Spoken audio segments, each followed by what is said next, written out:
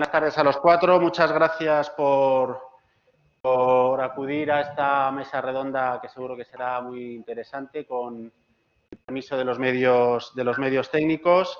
Vamos a dar paso cuanto antes para entrar en materia lo antes posible con Beatriz Navarro, periodista de La Vanguardia, Celia Maza, corresponsal en Londres de Onda Cero, del Confidencial y La Razón, Elvira Palomo, periodista del País, y Pablo Suances, corresponsal del Mundo en Bruselas. Y bienvenidos a todos los que estéis aquí en el Salón de Actos. Yo creo que ya sin más, si quieres, Javier, damos la palabra, presentas muy brevemente a nuestro moderador, a Pedro Rodríguez, y enseguida pues entablamos un debate para escuchar las opiniones de nuestros cuatro periodistas. Muy bien, pues gracias, Ernesto. Y yo simplemente soy uno de los profesores de aquí de la Casa de Relaciones Internacionales. Echaré una mano para moderar después el debate con los alumnos. Y quería presentaros al que vamos a tener la suerte de tener moderando el debate con estos corresponsales. Solamente soy perfectos para lo que les hemos pedido, cada uno en un lugar del mundo. Y nos acompaña hoy que voy a colocarme esto mejor. Nos acompaña Pedro Rodríguez. Es uno de los analistas políticos internacionales a los que os podéis encontrar en más sitios estos días, medios de comunicación escritos, prensa, radio, televisión. Pero se formó en Georgetown, en Estados Unidos. Además estuvo en Washington como corresponsal del diario ABC 20 años, allí de periodista, de corresponsal residente, y es profesor de Relaciones Internacionales aquí en la casa. El diploma de Relaciones Internacionales lo es también en otras universidades. Y una de las cosas que comentábamos antes es que en 2016, hace 4 años, cuando el diario ABC hizo un panel de periodistas y corresponsales con su profecía sobre quién ganaría las elecciones, 7 de los 8 que aparecían allí en aquella doble página, 7 estaban teñidos de azul porque habían previsto el triunfo de Hillary Clinton. Por ejemplo, yo recuerdo siempre que me preguntaron en aquellos días, yo siempre dije que ganaría Hillary Clinton. Y ese día Pedro fue el único que en el diario ABC profetizó el triunfo de Trump. Así que al menos esta es una de sus cartas de presentación estos días. Y moderará el debate entre nuestros corresponsales. Pedro, tienes la palabra. Muchas gracias a la Universidad Villanueva por esta oportunidad. El mundo se ha roto y hasta que se termine de arreglar no podemos quedarnos sin nada. Y yo os quiero decir que el problema fundamental con Estados Unidos, se lo digo siempre a mis alumnos, es que genera más fascinación que conocimiento. Es decir, es el turista que llega por primera vez a Nueva York y piensa que ya ha estado allí por las series, ¿no? Yo siempre digo que sería el equivalente de un americano que dijera: me gusta mucho España y controlo, he visto todas las películas de Almodóvar y tengo todos los discos de Camarón. El problema de Estados Unidos es que es tan diferente, es tan peculiar, que requiere mucha explicación. Y yo creo que aquí tenemos 4 especialistas en dar explicaciones. Es un lujo tener hoy estos 4 periodistas aquí. Si hay una víctima de las circunstancias en términos periodísticos y de contenidos, es la información internacional. Por lo tanto, que sepáis que esto realmente es un privilegio. Todo lo que nos permita salir de lo que yo llamo las 3 Cs, COVID, Corina y el comunismo que se avecina, agradezco. Sin más dilación, empezamos, y puesto que la mayoría de los alumnos aquí presentes son estudiantes de periodismo, no vamos a perder más el tiempo. Vamos a empezar con un dilema ético que han tenido las grandes cadenas de televisión de Estados Unidos la semana pasada. Yo creo que por primera vez, en una decisión muy complicada de tomar, pero también en unas circunstancias excepcionales, las grandes cadenas, incluida Fox News, han cortado una alocución, una comparecencia del presidente de los Estados Unidos. Esto demuestra, por supuesto, el desquiciamiento, lo anómalas o lo increíblemente tóxicas eran estas elecciones y el riesgo de violencia. Pero aún así esa decisión de cortar al presidente ha sido también criticada. Se está abusando de la autoridad actual del periodismo. Después de 4 años de fake news, hechos alternativos, ¿verdad?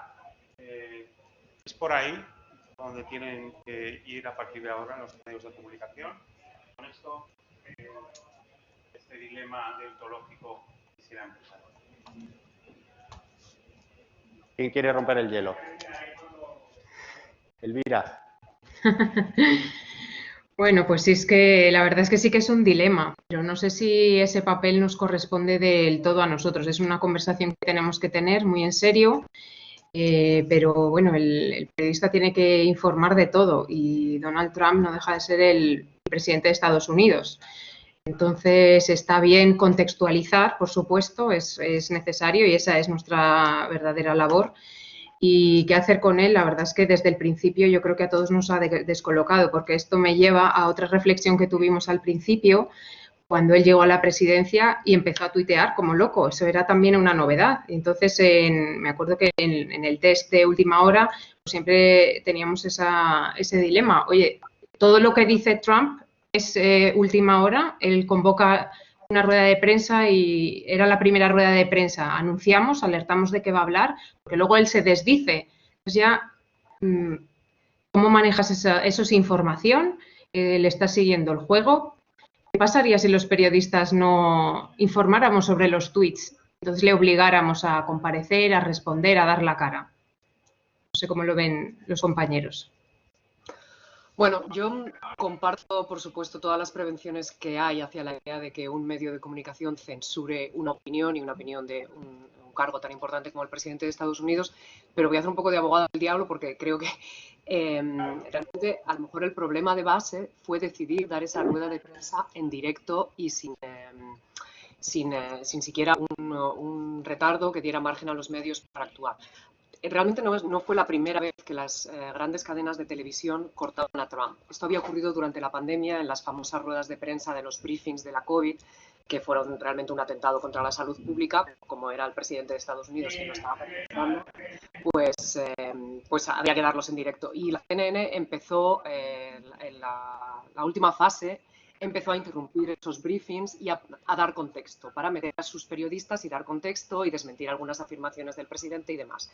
Entonces yo creo que estaban un poco avisados, o sea, lo excepcional en este caso fue que fueron todas las cadenas, también fue la NBC, fue Fox News, que ayer precisamente también cortó una rueda de prensa del equipo de campaña de Trump que habían convocado con la portavoz de la Casa Blanca, o sea, saltándose toda la separación de como ella como cargo gubernamental no debería haber dado una rueda de prensa como miembro de la campaña de Trump porque no lo es, pero lo hicieron y Fox ayer les cortó la rueda de prensa y dijeron que por una conciencia no podían seguir dejando que difundieran todo este tipo de acusaciones sin pruebas, porque ha pasado una semana de las elecciones y siguen sin presentar prueba alguna.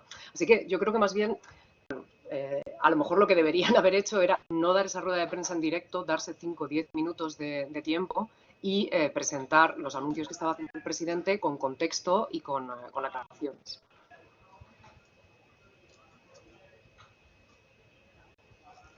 Yo, ¿me escucháis bien? Sí. Muy bien.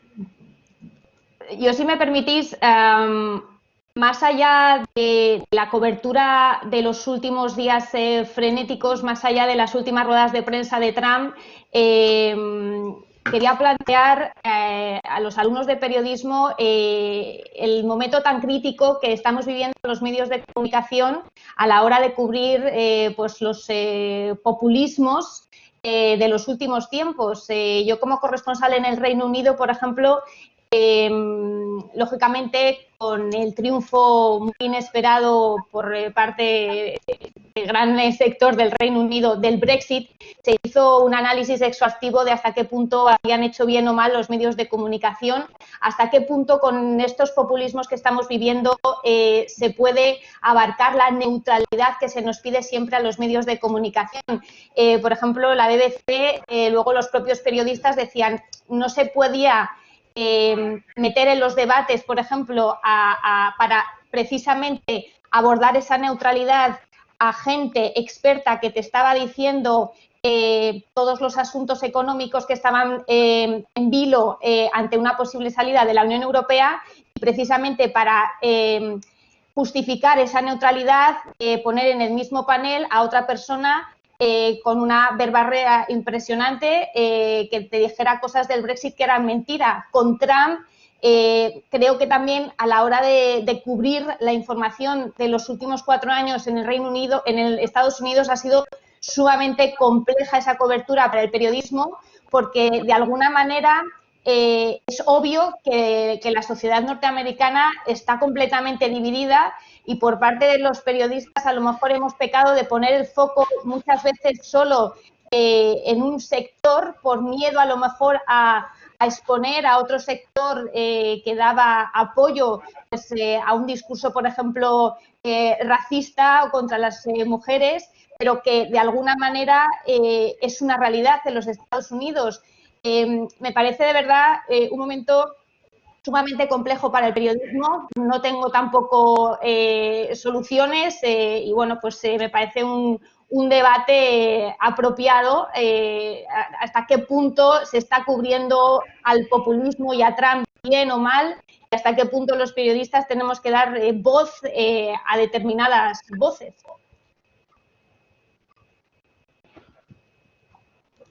Pablo, sí. ¿Siguiente pregunta o...? Sí.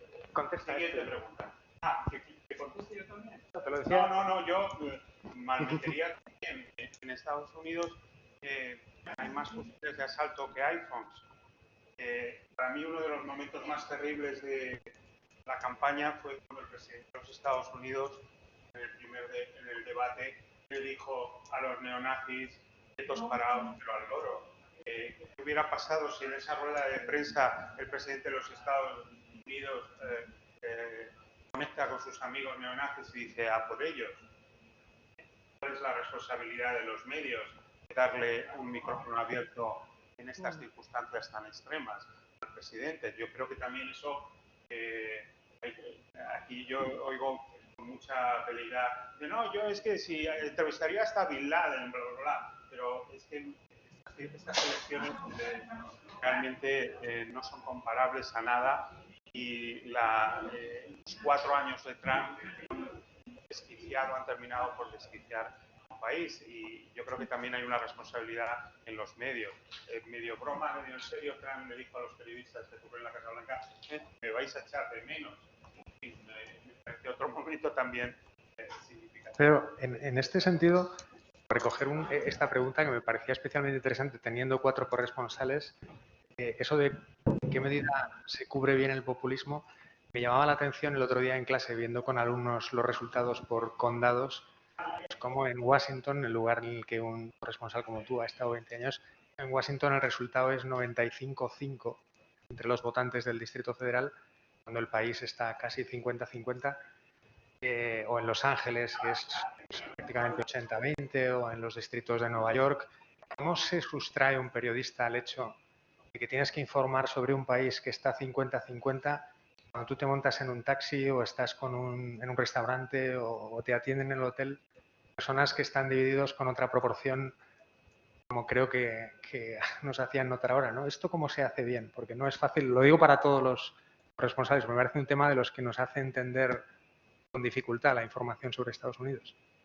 Pues mira, empiezo, si os parece. Yo creo que hay que ser increíblemente escrupulosos. El otro día venía en el New York Times, Biden es el candidato presidencial que más votos ha sacado en la historia de las elecciones de Estados Unidos. Y en esa información no decían que Trump es el segundo candidato presidencial que más votos ha sacado en la historia de Estados Unidos. Claro, es que al no incluir esa información, qué visión tan deformada se está dando, ¿no? titular más o menos triunfalista, pero yo creo que los populismos lo que exigen es máximo rigor, no dar excusas. Si vamos a meternos en datos, hay que ir al detalle, hay que ser extremadamente cuidadosos. El populismo, pues, las 3 primeras palabras de la Constitución de Estados Unidos es "we the people", nosotros el pueblo. El problema es que los populistas lo confunden con "the village people". ¿Y eso qué significa? Que el periodista tiene que estar permanentemente alerta. Uno no puede llevar unas preguntas preparadas cuando se va a un día como estos y soltar las preguntas y no estar pendiente de las respuestas y de contraatacar. Y evidentemente en España vemos ejemplos de periodistas que intentan hacer su trabajo. Eso significa no solo pensarse unas preguntas y no solo tratar con, digamos, equidad a las fuentes. Significa contextualizar. Eso, créanme, requiere muchísimo trabajo. Y por dar la palabra a Pablo, que no ha intervenido, ¿cómo ha sido esa convivencia desde Europa, desde Bruselas, con un populista como Trump? ¿Y cómo se ve desde Bruselas que vaya a cambiar totalmente el estilo? Pues mira, para la primera pregunta para la primera respuesta os voy a juntar los 2 temas de los que habéis estado hablando hasta ahora.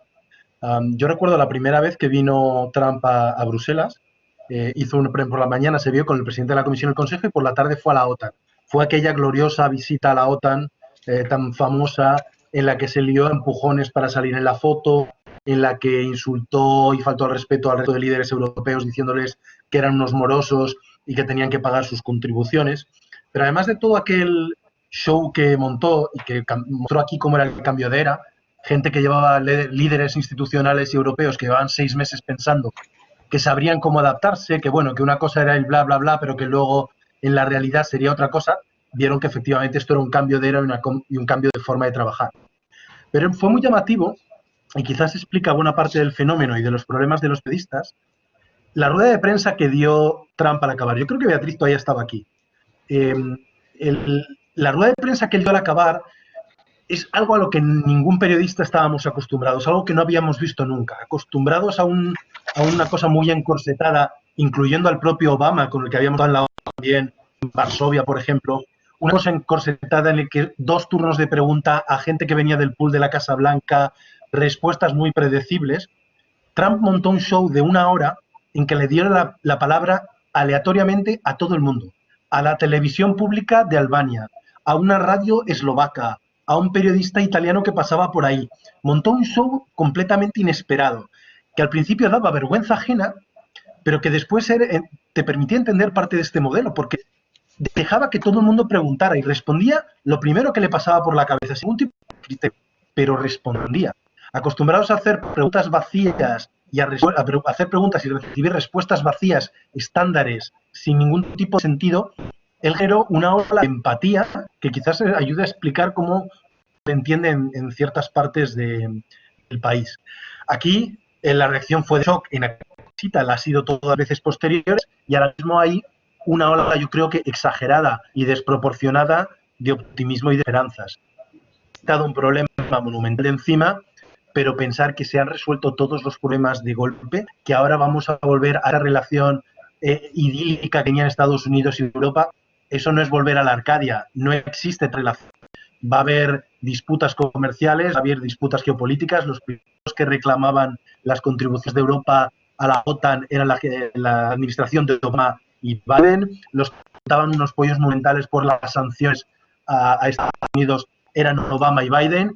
Y ayer la Unión Europea recibió a Biden, entre comillas, con un 4.000 millones de dólares en sanciones comerciales, y hoy la ha recibido competencia con una apertura, un expediente Amazon. O sea que yo creo que hay más expectativa. Se ha quitado un enorme problema por muchísimas razones que podemos abordar, pero esto no es la panacea y no va a haber un milagro.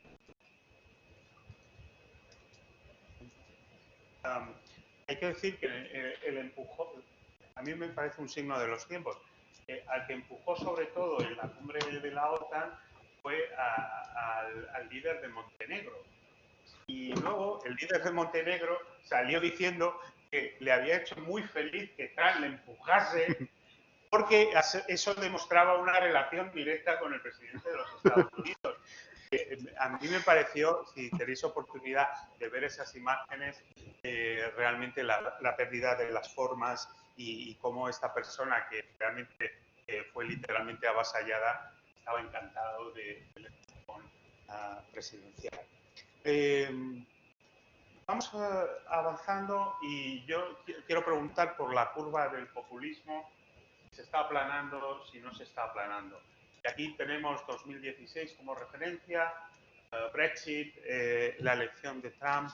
¿Está el mundo superando esta corriente política?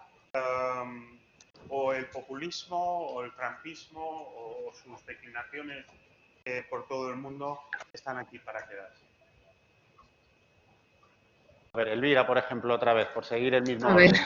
bueno, la verdad es que el cambio con Trump, de Trump a Biden, va a ser significativo, porque el hecho de que el presidente de Estados Unidos, que ellos llaman el país más poderoso del mundo, tuviera un presidente así, respaldaba o legitimaba, entre comillas, los comportamientos de otros mandatarios.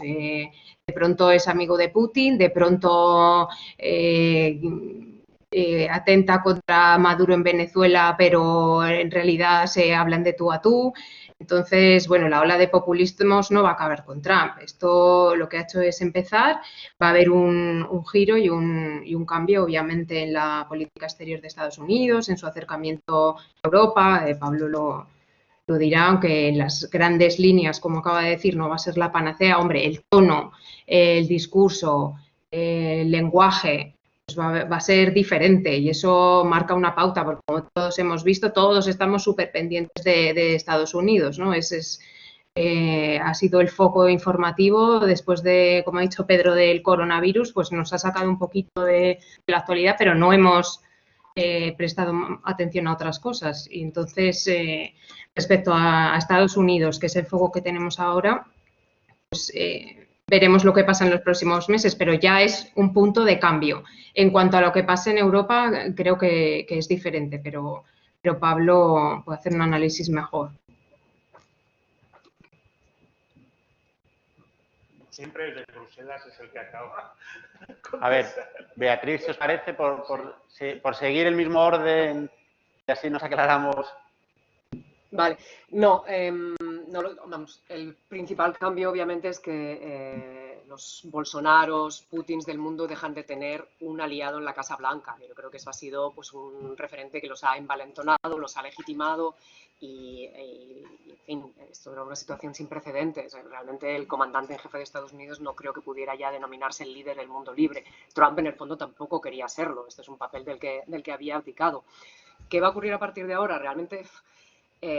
viendo cómo está el Partido Republicano, que está absolutamente echado al monte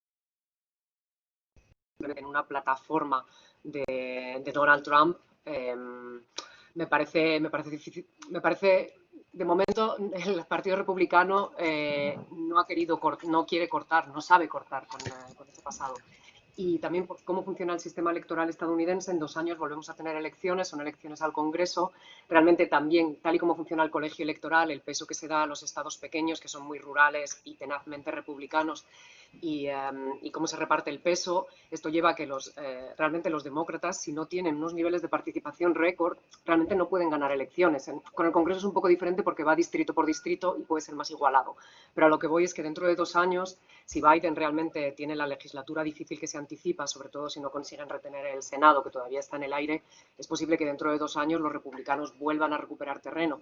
Y si siguen entregados al trumpismo, porque buscan un heredero un poco en la línea de Trump, pues bueno, dentro de 4 años nos podemos encontrar con... Trump es único, obviamente, aunque haya un Donald Trump Jr. no es lo mismo, pero puede haber un líder que retome un poco su estela. Por ejemplo, el propio secretario de Estado, Mike Pompeo, es también de la línea absolutamente populista, Tea Party y bueno, evangélico y demás. Así que no sé, en fin, depende mucho de... Yo creo que el ejemplo que va a dar Estados Unidos va a depender mucho de lo que haga el Partido Republicano en los próximos 2 años. Y por terminar, creo que el anuncio que hizo, bueno, no el anuncio, ayer se filtró casualmente que Trump está pensando en presentarse a las elecciones del 2024. Y esto yo creo que nos dice 2 cosas. Una, que obviamente en su fuero interno él ha asumido que ha perdido estas elecciones, como es de esperar. Y 2, que no está dispuesto a soltar al Partido Republicano, simplemente manteniendo la incertidumbre durante un par de años sobre si se va a presentar o no, desde luego cierra el camino a otros y se garantiza el control del partido. Así que, bueno, Trump va a dejar de ser el presidente de Estados Unidos, pero el trumpismo va a seguir allí y está por ver qué recorrido tiene.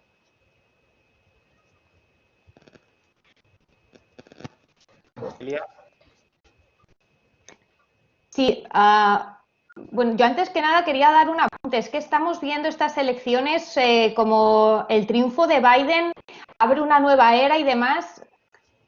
De alguna manera es cierto, pero yo creo que es sumamente importante decir que es que no estamos pasando de blanco a negro. Estamos hablando de que Biden será el nuevo presidente con una Cámara de Representantes donde los demócratas han perdido escaños, donde los demócratas ahora mismo están en un poco una guerra civil, donde el sector de la izquierda pues de alguna manera quiere imponer sus ideas.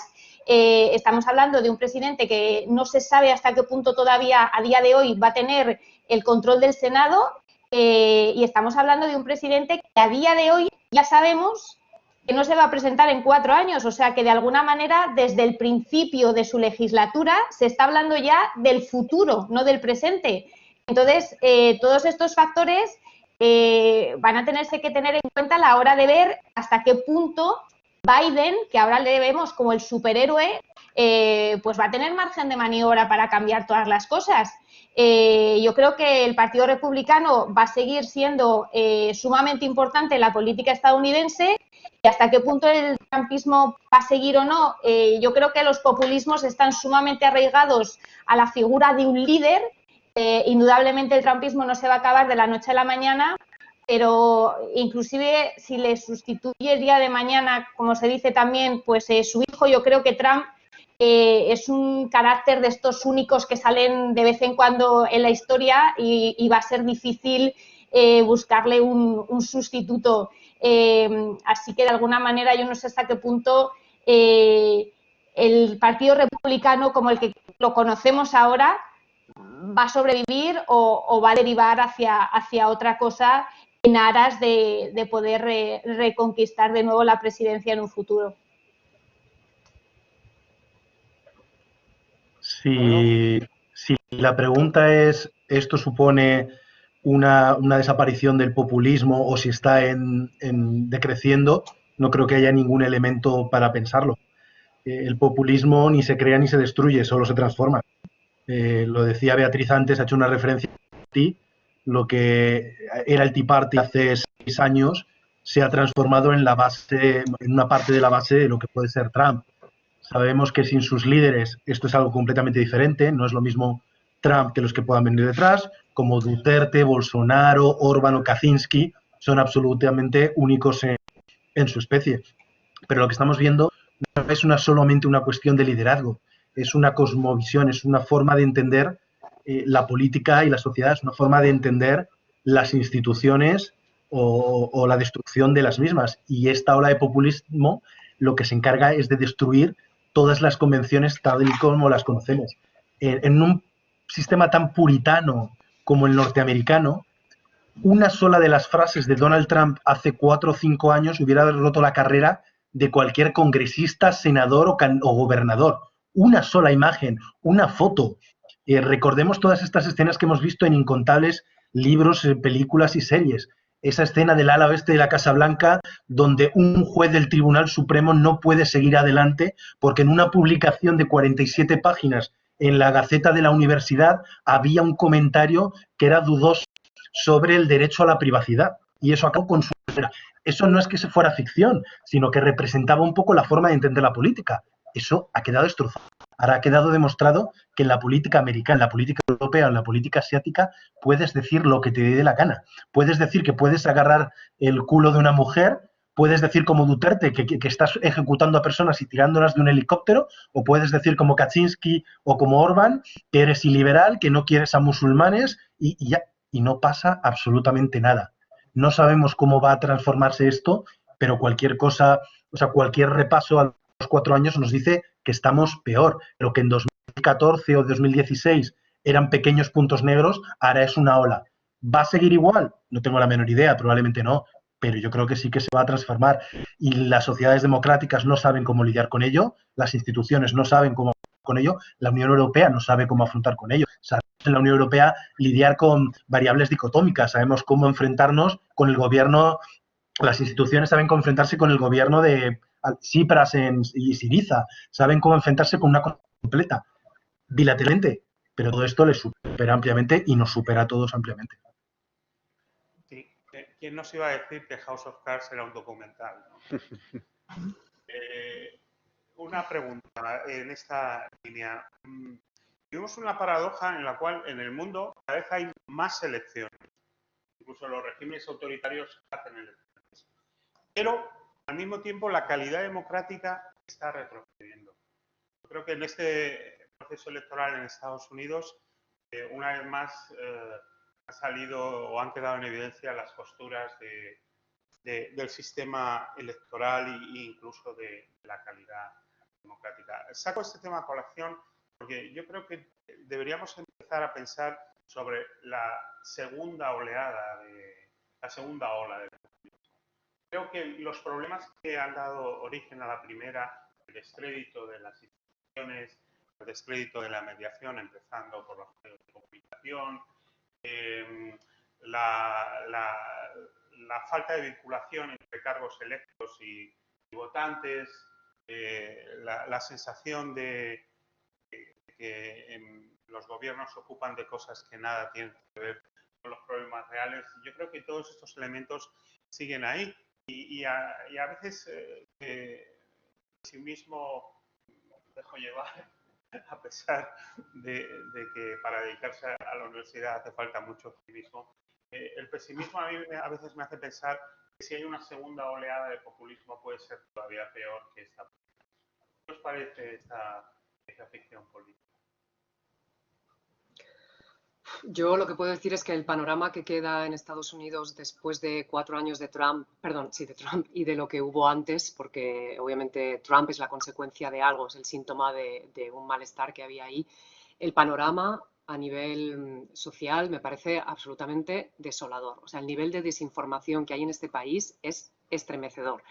La cantidad de personas que hay que solamente están dispuestas a creer lo que encaja absolutamente con sus convicciones o lo que les dicen que tienen que creer sus comentaristas de cabecera de la Fox. Y bueno, yo durante esta campaña he hecho algunos viajes lejos de Washington, he hablado con muchos votantes republicanos, radicales, no radicales, adoradores de Trump, pragmáticos. Y bueno, muchas personas te dicen que Fox News es que es muy izquierdista ahora. Entonces, para ellos Fox News es demasiado mainstream. O sea, ellos siguen otros medios que yo, pues, algunos conocía hasta entonces, pero que a partir de esas conversaciones he encontrado una ristra de medios de comunicación que son los que marcan las consignas, que luego repite todo el mundo, que es bastante impresionante. Yo creo que una sociedad mal informada no puede tomar buenas decisiones. Y también yo ahora llevo casi 3 años fuera de Europa y me da la impresión de que España en particular llevamos 2 años en las que esto se está viendo ya de una manera acelerada y bastante inquietante realmente. O sea, viendo comentarios estos días a los artículos que escribimos sobre los litigios que han emprendido los abogados de Trump, todos los casos, las denuncias que han presentado y que realmente prácticamente todas han sido desestimadas por falta de base. O sea, una de las pruebas en uno de los casos era un post-it en el que alguien había escrito que había visto que contaban algo, alguien que no pudieron identificar. O sea, una cosa Y en los comentarios en castellano, en nuestras noticias, está lleno de gente que te dice que eres un agente de Soros, que eres una cabalista, que somos fake news, que, bueno, o sea, que realmente... Y hoy, de hecho, he encontrado en un medio desinformativo español una crónica de una noticia que ha habido del día, por ejemplo, la dimisión del director de investigaciones electorales en el Departamento de Justicia. Anoche, el fiscal general, en una decisión sin precedentes, decidió ordenar a sus fiscales que se pongan a investigar cualquier irregularidad que haya. Eso es una ruptura con 40 años de práctica, que es, o sea, una vez que los estados dan sus resultados, si hay alegaciones de fraude, el Departamento de Justicia entra. Barr, para complacer a Trump, lo que está diciendo a sus fiscales simplemente es buscar. Y buscar es ir un poco ir a pescar. Y ha dimitido. Bueno, pues en una web desinformativa española estaban presentando esa dimisión como una prueba de que el Estado profundo está contra Trump y que él está librando una cruzada por la libertad y para limpiar el pantano, la ciénaga de Washington de la corrupción, cuando lo que ha hecho, no niego que la hubiera, por supuesto, vamos, ni los demócratas son perfectos, ni Washington es el colmo de la santidad, pero lo que simplemente ha hecho Trump es traer a sus propios cocodrilos y lagartos. Yo quería apuntar, me parece súper interesante lo que ha dicho ahora Beatriz sobre los supuestos medios de comunicación. Yo creo que uno de los errores más graves que cometemos es intentar entender el populismo desde y con las herramientas del statu quo. O sea, no vamos a entender a los populistas a través de las encuestas, porque ellos no creen en las encuestas, no van a participar en ellas y entonces luego nos encontramos con las sorpresas que los encontramos. Ellos no leen los medios convencionales a los que estamos acostumbrados. Ellos tienen, digamos, como unas herramientas aparte y un lenguaje aparte. Entonces, yo creo que para intentar no solo entender, sino luchar contra el populismo, no se puede seguir intentando hacer la batalla desde solo el status quo, sino que se tiene que también visionar todo este mundo paralelo, complejo, para evitar luego las sorpresas. O sea, yo creo que desde la óptica de Europa todavía nos seguimos preguntando cómo es posible que con todo lo que hemos visto de show de los últimos 4 años sigan votando a Trump, siga teniendo voto de latinos, de mujeres, con todos los episodios que han pasado. Bueno, pues hay que entenderlo, pero de alguna manera el periodismo tiene una labor compleja a la hora de hacer estas interpretaciones, traducciones, explicaciones, porque claro, es lo que explicaba antes, a los periodistas, hacía poco le leía una entrevista a un reputado periodista americano, y es que cuando ganó Trump, digamos que en las redacciones de los periódicos más reputados se mandó a sus reporteros a las zonas donde había ganado los republicanos para entender qué había pasado, pero luego poco a poco eso se ha ido desvaneciendo y de nuevo hemos empezado a analizar la política americana desde la burbuja de Washington. Los corresponsales, yo la primera, tenemos yo creo que ese defecto, que intentamos analizar los países o los movimientos desde nuestra burbuja de las capitales, normalmente es donde se perpetúa este status quo. Entonces, yo creo que es importante, lo que dice Beatriz, entender que hay un mundo paralelo, que en el medio de comunicación hay muchos fake news que hay que combatir y bueno, que hay que entender para saber cómo funcionan y poder erradicarlos. Pablo. Igual que con lo que decía antes, no tengo ningún elemento para el optimismo. Estamos hablando de que hay millones de estadounidenses que creen que hay una conspiración a gran escala entre el Estado profundo, el Partido Demócrata y grandes millonarios para la explotación sexual de menores de edad en las alcantarillas de grandes ciudades. Todo con elementos de reptilianos. Esto no es una parodia. Esto te está mostrando que hay millones, literalmente millones de personas que creen que eso es posible. No todos y cada uno de los elementos, no importa, es toda una red de conexiones. ¿Cómo no va a elegirse a alguien que tenga unas opiniones exageradas, extremistas o radicales en cuestión de migración, derechos civiles, si llegamos a esos niveles de creer que es posible, que existe una conspiración entre Hillary Clinton y Soros para violar niños en las alcantarillas de Nueva York? cuando literalmente hay gente que está dispuesta a coger las armas para intentar rescatar a los niños, y lo hemos visto en numerosos casos, lo otro parece meras anécdotas. Yo creo que estamos ante lo peor. Ahora estamos viviendo los primeros detalles, los primeros zarpazos y fogonazos de la conexión entre millones de personas, los medios de comunicación, Internet, las redes sociales. Apenas estamos viendo la punta del iceberg. Las primeras oleadas han sido millones de personas que no entendían muy bien estas técnicas y que se apuntan al grupo de Facebook similar o de Reddit. Esto se va a complicar mucho más. Ahora mismo Cambridge Analytica son los pioneros. Ahora va a venir el desarrollo de todo esto y no estamos en todo preparados. Al revés, los medios de comunicaciones estamos a por uvas en todo lo que se respecta. No hemos entendido cómo funciona y cómo conseguirlo. Al revés, nuestra reputación cae por momentos. Los gobiernos no han entendido en absoluto cuál es la forma que tienen de trabajar y están intentando hacer reacciones que efecto contrario, como hemos visto en España ahora con la norma que ha intentado poner o está poniendo el gobierno en marcha para combatir esto. Las instituciones europeas lo centran en cuestiones muy pequeñitas, lo hicieron en las campañas de las elecciones europeas de 2019, así que vamos muy por detrás.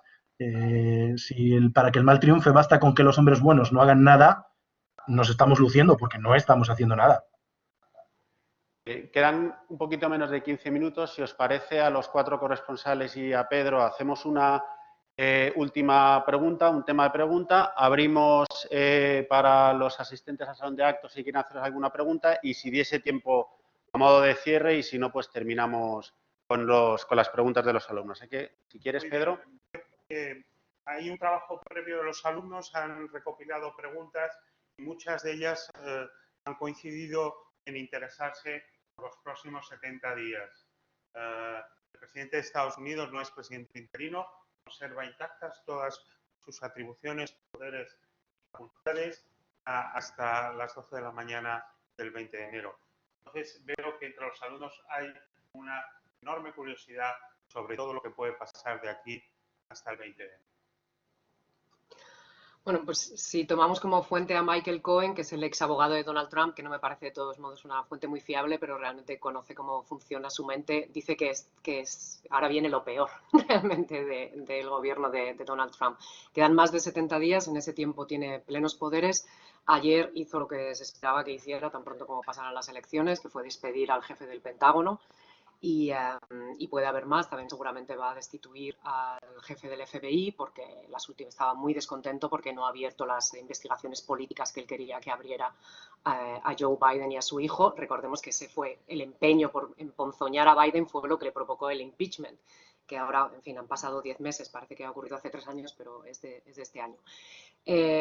A ver, creo que la primera incertidumbre sobre esa transición es qué va a ocurrir a corto plazo, porque aunque Biden ha sido declarado presidente electo siguiendo las tradiciones y las normas, que es una vez que los medios oficiales que se encargan de transmitir el recuento lo declaran vencedor, se le empieza a tratar como presidente electo. Pero luego, antes de que los estados certifiquen los resultados, que eso ocurrirá a primeros de diciembre, hay una funcionaria en la administración del Estado que tiene que firmar una carta en la que constata que la persona X ha sido el ganador de las elecciones y eso desencadena todo el proceso de transición presidencial, que es una cosa, bueno, es una maquinaria tremenda aquí en Estados Unidos, que hay un presupuesto de varios millones de dólares, cientos de funcionarios implicados, todo supervisado por el Congreso, y hasta que esa funcionaria no firme esa carta, Biden no va a tener acceso a los briefings, no va a tener acceso a dinero para empezar a contratar personal o espacios de trabajo.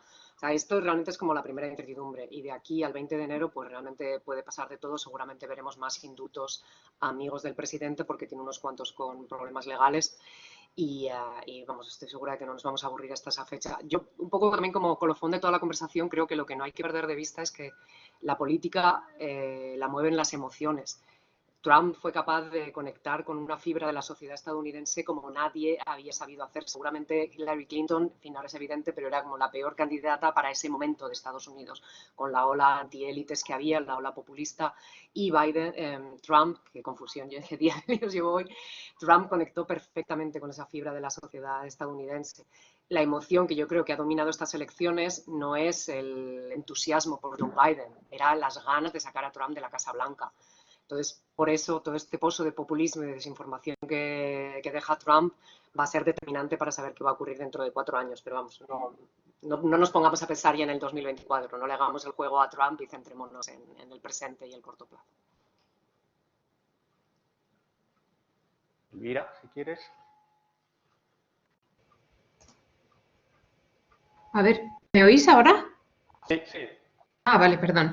Pues sí, como dice Beatriz, que estábamos comentando además antes de entrar, esto puede pasar cualquier cosa. Lo habitual en Estados Unidos es que ahora este periodo se llama lame duck, en el que no se suelen aprobar pues, ninguna ley, ni el presidente toma ninguna acción determinante ya pensando en cederle el testigo al siguiente mandatario, pero al tratarse de Trump pues puede pasar cualquier cosa. Así que es verdad que están las llamadas midnight actions, que son algunas decisiones que puede tomar en último momento, y se espera sobre todo eso, los indultos a algunos de sus colaboradores cercanos, por ejemplo Paul Manafort, y esto es algo que han hecho anteriormente los últimos presidentes, es algo también de lo que se suele estar pendiente.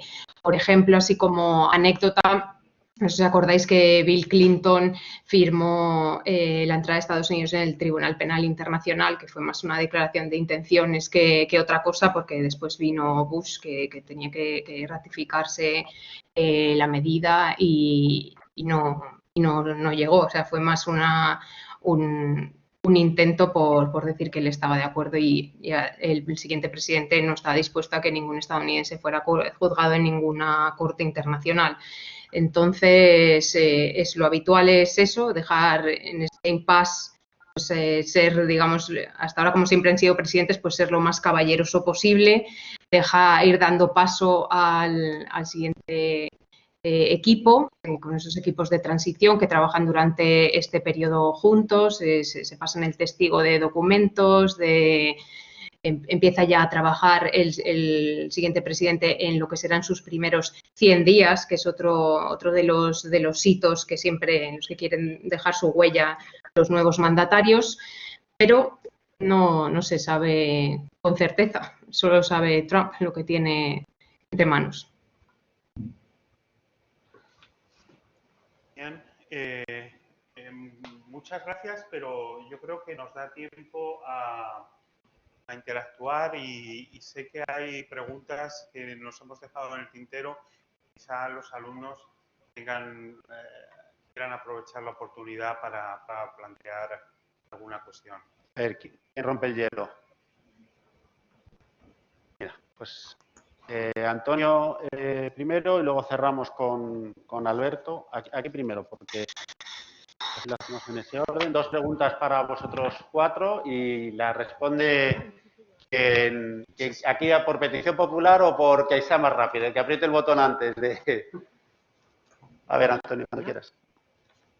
La pregunta es que si puede ser que para los demócratas la victoria de Biden sea una oportunidad para gobernar a Kamala Harris.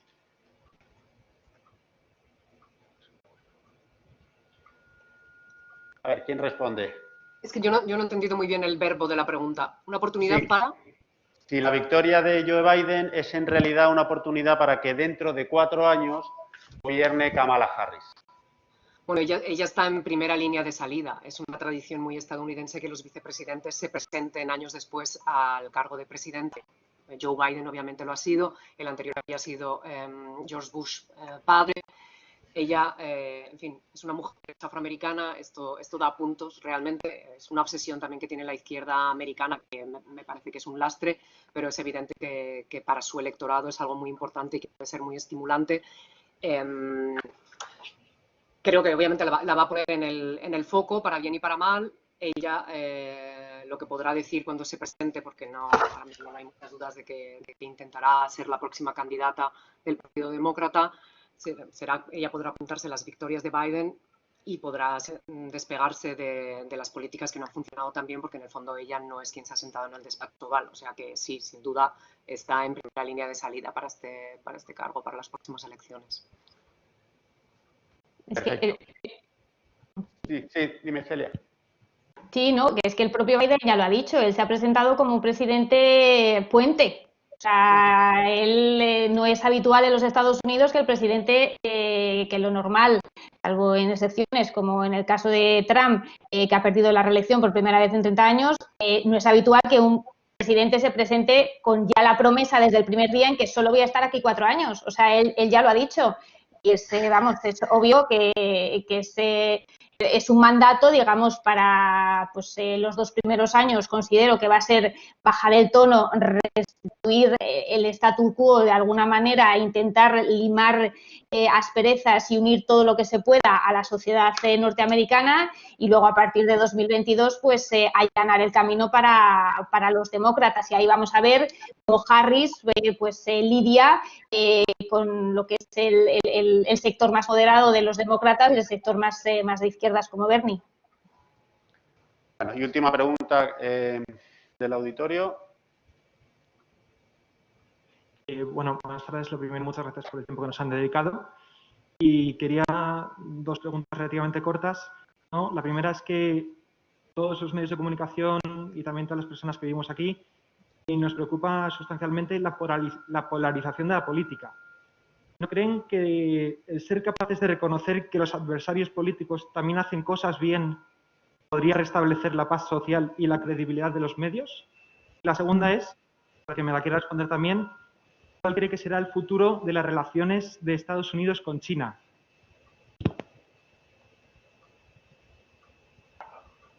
A ver, Pablo. Yo cojo la primera, la segunda se la dejo a Estados Unidos, que son los que dominan el... sí, no. Va por ahí, pero no es suficiente. La polarización ahora mismo es una cuestión que va mucho más allá de Estados Unidos. Se está generando que grupos enteros sociales, a veces por raza, a veces por clase, a veces por origen, a veces por idioma, da igual, por muchas razones, vivan en universos paralelos, solo se juntan con la gente que piensa de la misma manera. Estamos viendo cómo se hacen guetos constantemente y se va... Es algo que antes no existía, sobre todo en Estados Unidos. Hay muchos trabajos de politólogos. Hay uno fabuloso, por ejemplo, que hablaba hace poco con Zeborsky, el tiempo que se dedica a la sobremesa en acción de gracias, cómo ha caído en picado en los últimos años porque ya no se puede hablar de política. Entonces, el tiempo de sobremesa que se pasaban, pues si antes eran 4 horas, ha bajado a 2 horas y media. El número de gente que se casa con votantes de otro partido, la gente que vive en mismos barrios con votantes registrados de otros partidos, todos esos indicadores están calando en Estados Unidos y estamos viendo fenómenos bastante similares también en otras partes de Europa. Yo creo que la polarización es muy grave, es uno de los grandes males para los medios de comunicación y para la política en todo el planeta ahora mismo, que va a ir a peor, que solo estamos viendo, yo creo, una parte, y que va a ser extraordinariamente complicado que eso cambie. ¿Hay alguna oportunidad si se reconocieran los méritos del rival? Yo creo que ahora mismo esa parte no importa siquiera. Yo creo que es demasiado tarde para revertir cualquier cosa solo con eso. Es necesario, pero no es suficiente. Cuando tienes a millones de personas creyendo en conspiraciones de lagartos y violadores, decir que Trump ha hecho una buena campaña o que es buena noticia que no haya iniciado una guerra por primera vez en décadas para un presidente estadounidense no va a cambiar nada. Elvira, si quieres, recoges el guante. Sí. Pues nos preguntaba sobre China, ¿verdad? Sí. Bueno, yo creo que probablemente mejorarán las relaciones en cuanto al tono, como digo, ya será pues algo menos frontal, digamos, pero la relación entre Estados Unidos y China siempre es comercial.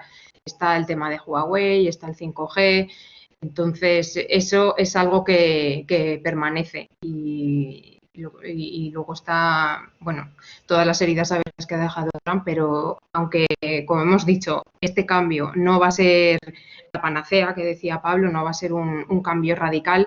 Yo lo que sí que quiero enfatizar es eso, en el tono, es lo que también profundiza esas diferencias, esos discursos polarizadores, y yo creo que ahí va a estar el cambio. Si no va a ser radical, va a ser un pasito adelante y en unos meses veremos en qué se materializa. ¿Pero quieres cerrar el debate? Walt Whitman decía que Estados Unidos es el mayor poema de todos.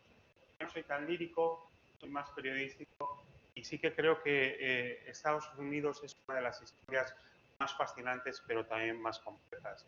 Creo que esta tarde habéis podido ver 4 excelentes profesionales y aún así me han parecido poco, porque esta es la complejidad de lo que estamos hablando. Podríamos haber incluido 8 opiniones adicionales y podríamos haber ido descubriendo ángulos diferentes. Esto yo creo que refleja muy bien el reto al que os enfrentáis como futuros periodistas.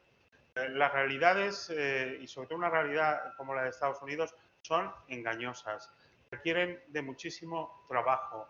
Estáis perdiendo el tiempo si no estáis leyendo constantemente, si no estáis intentando contestar a la W más importante de todas, que es why, ¿por qué? ¿De acuerdo? Muchas gracias, espero que os haya resultado interesante y espero que pronto poder coincidir con vosotros. Y yo quiero pedir agradecer a los 4 corresponsales y pedirles un aplauso al auditorio que no sé si os llegará. Estamos igual de agradecidos que el primer ministro de Montenegro o más, igual de exultantes, así que muchísimas gracias y este aplauso para vosotros. A vosotros. Muchas gracias. Gracias. Muchas gracias.